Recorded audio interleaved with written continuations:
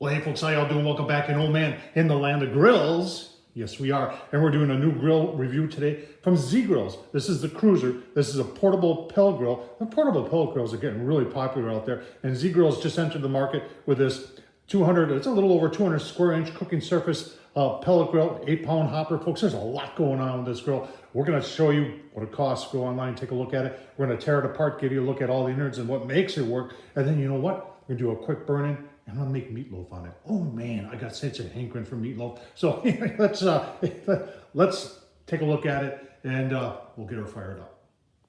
All right, here's all you really need to know about it. It's 329 bucks. 200, you can see 200 square inches, 8-pound hopper, 180 to 450. It's got the grease management system. You gotta watch that. That is pretty cool. And zgrills.com. I'll leave the link down below to this.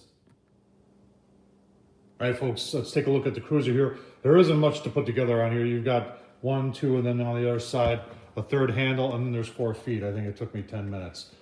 Super simple to do. So pretty much out of the box, it is ready to use. All right, so you've got 2 latches, stainless steel, that obviously need to be latched when you're carrying it around or transporting it. You've got some vents on the side there, and then there's vents in the back of the hood. If you're asking, the total cooking square inches is like 202, I think to be exact. And then the lid height from the grill grate to the top of the lid is 6 inches.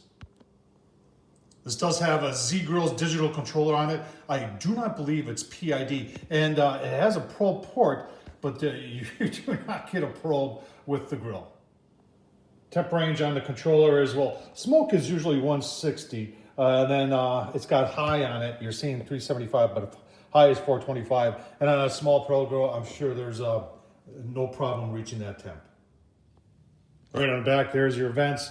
And what's unique about this one is that the grease tray goes to the back, and it's very unique. We're going to take a closer look at it. So the grease comes out the back, and then they also give you a bucket for your grease, because obviously the last place you want your grease to be is inside your grill. All right, so on the inside, this is your pellet hopper, and it's good size. 8 pounds for a small pellet grill. That's good capacity. We're actually going to try that out today. And then you've actually got a divider. People always ask, well, is it the same as the cooking chamber? Well, it kind of is, but it isn't, because there's a divider. When you put the lid down, it divides the cooking half from the pellets. Enamel porcelain coated grill grate. This is not a cheap one either. This is good thickness right there. I'm going to say that's all of 3/16 round stock there. So nicely done by Z Grill.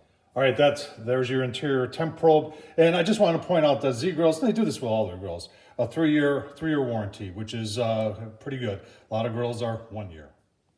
People always ask what's the dimensions of the grill itself. So it's 16 this way, from this way across, and then 12 inches, well actually 13 inches from here to here.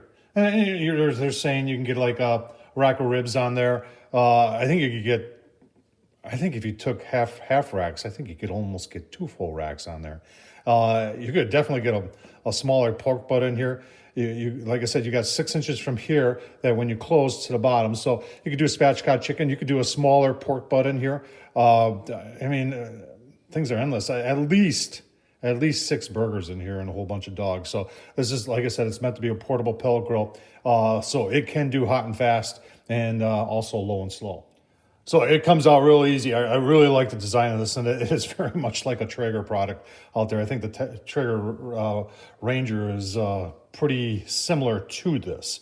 It does have a stand on the bottom that gives you the angle. It's got over here, keeps it from giving the weeble wobble, but it's a one-piece construction, plus it has a shield on the bottom, which will protect it a little bit from the heat, because remember, your fire pot's right down there. So this will be kind of like your heat shield, and it also makes this a little bit more rigid, so there's no warpage going on. And I like that design, a lot. I can't wait to try it out. All right, so that's your fire pot right there. And you have an auger right here, and that takes the pellets from the pellet hopper over here and takes it over here. Now, there's a time cycle here, and this is what my finger's on, is the hot rod here. And that's what actually gets the pellets hot enough to start. And then you can see these holes. There's a blower, and they blow, and they make fire.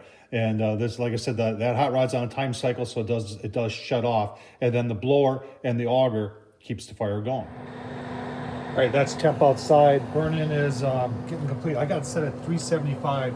You see we're at 380 right now. We are going to bump this down to 325 and actually 300. I think is what I'm gonna put it on.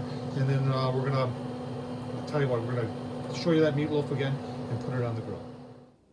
All right, let's make our loaf here. I've got a pound of Italian pork sausage, 2 pounds of 80/20 beef, and then I've got some onions and some celery. I bought that from the store. I'm not going to use all that.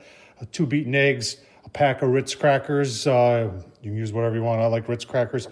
Put a little tiger sauce in there, and then I like the season on the inside, and this Farm 407 with the pepper in it. And then there's leftover bacon. We're going to do a bacon weave on top. Mix this all in a bowl. Put it in the freezer for about half an hour while we're doing the burn-in on the grill, and then we'll pop it out, put it on a non-burn mat, and do the bacon weave, and on the Z grills it'll go. All right, there's our grilling mat. Here's our meatloaf. I did spray with Pam. Put it in the freezer 15 minutes just to get the setup. Here's the moment of truth. Oh, look at that. And we got some crackers over there. That'll be all right. Do a little bacon on top, on the grill to go. All right, this thing's doing a really nice job here. 250 is set up, 255 it's reading. The temp has actually gone down outside. It's actually 10 now. Let's take a quick look. Oh yeah, that's some nice looking loaf there. Remember, the pellets were full when I started. Let's take a look. Okay, yes, burned through some pellets, but I would only say maybe 2 pounds, and this is about 2.5 hours. And like I said, it's 10 degrees outside. Grease collection, let's take a look at that. Yep, that is working also. So we're going to take a temp on our meatloaf here. 165 is what we're looking for, and give you a look-see or two before we pull it off. All right, about 155. Pulled it off real quick. Applied some Blues Hog Original.